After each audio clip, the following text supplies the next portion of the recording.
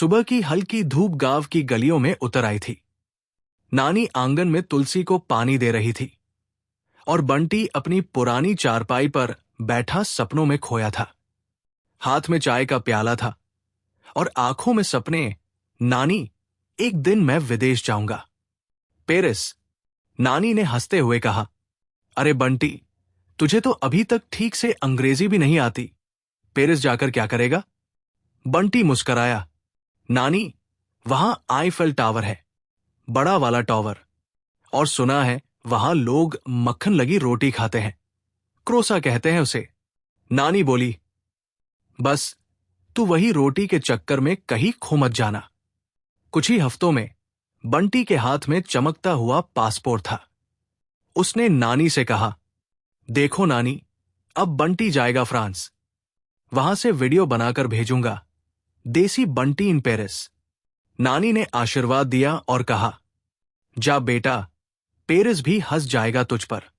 जैसे ही विमान ने चार्ल्स दे गॉल एयरपोर्ट पर लैंड किया, बंटी की आंखें चमक उठीं। एयरपोर्ट इतना बड़ा था कि उसे लगा जैसे पूरा गांव उसमें समा सकता है। लोग स्टाइलिश कपड़ों में घूम रहे थे, सबके हाथों में कॉफी कप। और हमारा बंटी, लाल जैकेट, गले में कैमरा और सिर पर उल्टी टोपी। वो खुद से बोला, भाई, यहां तो सब फोटो के लिए पैदा हुए लगते हैं। बाहर एक टैक्सी ड्राइवर खड़ा था। बंटी बोला, भैया, मुझे आईफल टावर ले चलो। ड्राइवर बोला, मॉन्सिया, इट्स नॉट भैया, इट्स मॉन्सिया। बंटी मुस्कराया, ठीक है, मॉन्सिया भैया ही सही। जैसे ही बंटी ने आईफल टावर देखा, उसकी आंखें खुली की खुली रह गई। अरे, ये तो हमारे गांव के पानी के टैंक से भी ऊंचा है। वो नीचे से ऊपर तक टावर को निहारने लगा। एक लड़की वहां सेल्फी ले रही थी। बंटी ने कहा, मैडम, एक फोटो मैं भी ले लूं? देसी स्टाइल में उसने एक पोज मारा, एक हाथ टावर पर, दूसरा हवा में। जैसे ही क्लिक हुआ, पीछे से पुलिस आ गई। Sir, you can't climb here. Bunty बोला, अरे मैं तो बस फोटो ले रहा था, चढ़ नहीं रहा था। लोग हंसने लगे। एक बच्चा बोला, इंडियन स्पाइडरमैन। बंटी ने कहा, हाँ भाई, स्पाइडरमैन मेरा चचेरा भाई है। शाम को बंटी भूखा था। उसने एक कैफे में जाकर कहा, भैया, एक प्लेट दाल चावल देना। वेटर ने कहा, monsieur, we have baguette and escargot. Bunty बोला, ये कौन से गांव का खाना है? थोड़ी देर में प्लेट आई, उसमें थे घोंघे। बंटी ने एक चम्मच लिया और मुंह बनाते हुए कहा, नानी, ये तो जिंदा है। वो उठा और बोला, मैं तो यहां की रोटी ही खाऊंगा, कम से कम भागेगी तो नहीं। अगले दिन बंटी लूवरे म्यूजियम पहुंचा। दुनिया की सबसे मशहूर पेंटिंग्स वही थी। लोग गंभीर चेहरों से कला देख रहे थे और बंटी बोला, अरे ये तो किसी ने ब्रश घुमा दिया होगा बस। वो मोना लीसा के सामने रुका। इतनी सी मुस्कान? हमारी नानी की मुस्कान तो इससे ज्यादा किलर है। गॉड चिल्लाया, साइलेंस प्लीज। बंटी ने धीरे से कहा, ठीक है भाई, सीक्रेट रहेगा। शाम को आईफल टावर के नीचे बंटी एक लड़की से टकराया।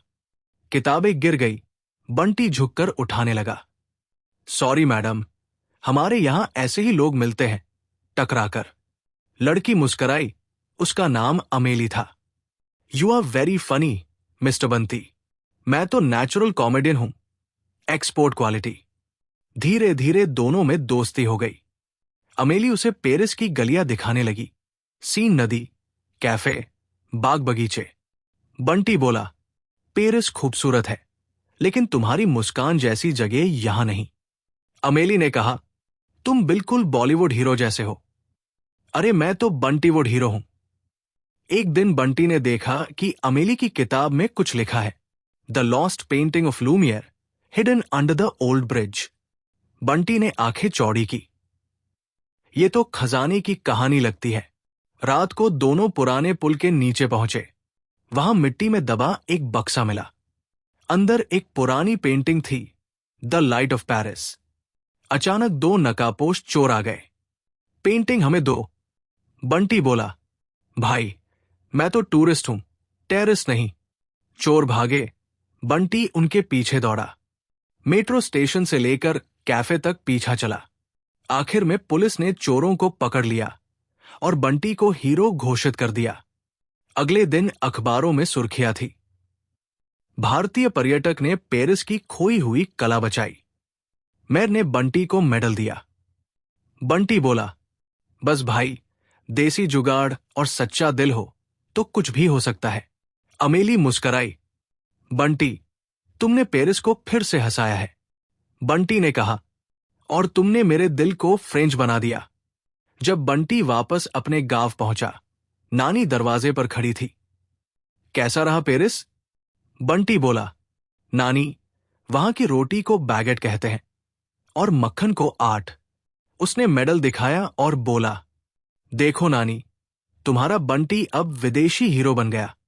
नानी ने उसे गले लगाया और बोली, तू तो हमारा पेरिस का शेर है।